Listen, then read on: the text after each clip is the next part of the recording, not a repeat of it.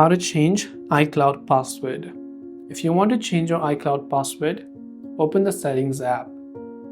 Then, tap on the Apple ID profile from the very top of the screen.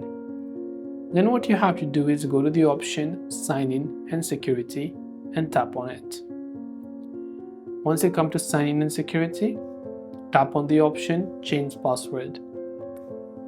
Enter your Face ID or your passcode for verification.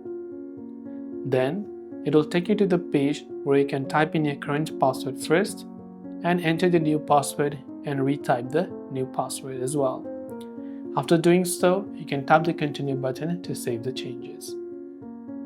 In case you've forgotten your current password, you can tap on the Forgotten Password button and it will ask you to enter the phone number for verification, after which you can choose to reset your password. That's all it takes for us to change iCloud password. I hope the video helped you. If you have any questions, feel free to leave them down below. Thanks for watching and see you in the next video.